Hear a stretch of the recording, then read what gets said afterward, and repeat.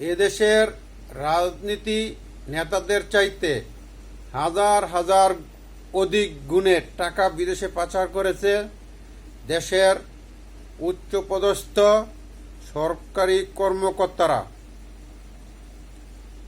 আর এই সুযোগ কিন্তু রাজনীতি দলের নেতারাই তাদেরকে দিয়েছেন। রাজনীতি দলের নেতাদের উচ্চবিলাসী অসৎ উপায়ে ক্ষমতায় থেকে দেওয়ার প্রবণতা থেকেই দুষ্কৃতিকারী কর্মকর্তা কর্মচারীরা এই সাহস পেয়েছেন। তারা রাজনীতি দলের নেতাদের বুঝিয়েছেন, আমাদের কারণে আপনারা ক্ষমতায় আছেন, আর এর এই ফায়দা নিয়েছেন কর্মকর্তারা।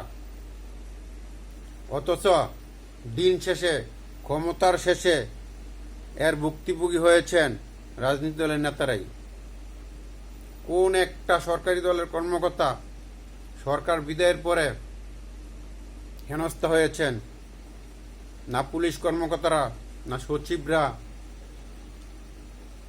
না প্রশাসকরা।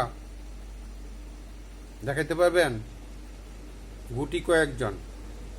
অথচ দেশের বিদেশে পাচার হয়ে যাওয়ার সিংহভাগ অর্থ তাদের মাধ্যমে বিদেশে পাচার হয়েছে।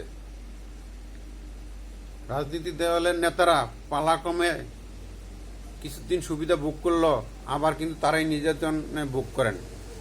তাদের অর্থ সম্পদ বিক্রি করে তারা রাজনীতি করেন, কিছুদিন হয়তো সুবিধা নেন, কিন্তু তাদের যদি সৎ উদ্দেশ্য থাকতো 5 বছর পর পর সুষ্ঠু নির্বাচনের মাধ্যমে পাশ করুক আর ফেল করুক, যে সুষ্ঠু নির্বাচন যেন প্রবণতা থাকতো, তাহলে সরকারি কর্মকর্তারা কখনোই এই সাহস পাইত না। সরকারি কর্মকর্তারা আজ মনে করে তারা দেশের মালিক। তাদের ব্যবহার স্ট্রিট দেখলে মনে হয় সাধারণ মানুষের সাথে যে ব্যবহার করে, তারা মনে করে তারা এদেশের মালিক, আর সাধারণ জনগণ তাদের কামলা পোষা।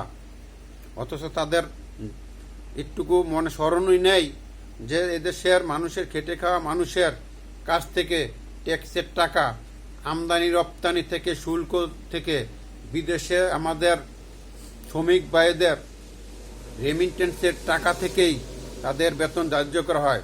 তাদেরকে রাখা হয়েছে এদেশের মানুষকে দেখভাল করার জন্য।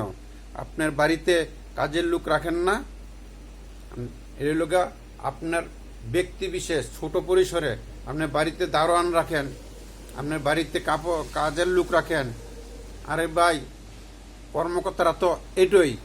কর্মকর্তা মানে কি? কর্মচারী। আমাদের দেশের কর্মচারী। আপনার বাড়ির যেমন কর্মচারী আছে, এই দেশের প্রশাসক বলেন, সচিবালয় বলেন, ওদেরকে তুমি একটু বড় সাইজের কর্মচারী, ছোট সাইজের কর্মচারী। কর্মচারী তো কর্মচারী। আমার দেশের অর্থের দিয়ে, জনগণের অর্থের টাকা দিয়ে ওনাদের বেতন দেওয়া হয়, কিন্তু ওদের ভাবসাব, ডিসি এডিসিদের ভাবসাব দেখলে তো মনে হয় ওদেরকে ছাড় করতে হবে। কিন্তু আমাদের টাকায় যে ওনারা বেতন নেন, সচিবরা যে বেতন নেন, পুলিশ কর্মকর্তারা, ডিসি এডিসি এসপি, সবাই যে আমাদের টাকায়, সাধারণ জনগণের টাকায় বেতন ভোগ করেন, ওটা ওনারা ভুলে গেছেন। আপনি যত বড় র্যাব কর্মকর্তা হন, টাকাটা কোথায় থেকে আসে? আপনার বাড়ির থেকে আইনা ডিপোজিট করে রেখে দেন না, ওই টাকাতে বেতন দেন না। সাধারণ মানুষের ট্যাক্সের টাকায় ব্যাংকে জমা হয়, তারপরে কিন্তু আপনারা চেক ভাঙায় বেতন পান। বিদেশ থেকে আমাদের শ্রমিক ভাইয়েরা রেমিটেন্সের টাকা পাঠায়, ওই টাকা দেয়। আর আপনারা এয়ারপোর্ট আসলে মনে হয় যে আপনারা হলো বস, আর হলো কামলা পোষা। আপনাদের সালাম না দিলে আপনারা ভালোই লাগে না। আর ভাই, আপনারা কিছু না, আপনাদেরকে আজকে সাহস বাড়াইছে রাজনীতি দলের নেতারা।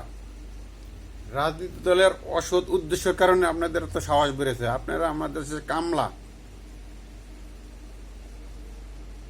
একটা লোক বৃহত্তর পরিসরের কামলা, দেশের সারা বাংলাদেশ একটা বৃহত্তর দেশ, একটা বৃহত্তর জিনিস কর্মচারী অনেক লাগে, বৃহত্তর দেশের কামলা।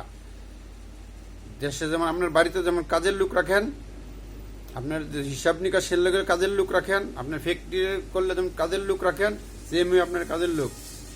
কিন্তু আমাদের দেশের রাজনীতিদের অসৎ উদ্দেশ্য সাধন করতে গিয়ে আজ আপনারা অনেক সময় বড় বড় রাজনীতি নেতাদের সাথে খারাপ ব্যবহার করেন। এটা তাদের প্রাপ্য, রাজনীতি দলের নেতাদের প্রাপ্য, কারণ তাদের অসৎ উদ্দেশ্য সাধন করার জন্যই আজকে আপনারা বেশি সাহস পেয়ে গেছেন।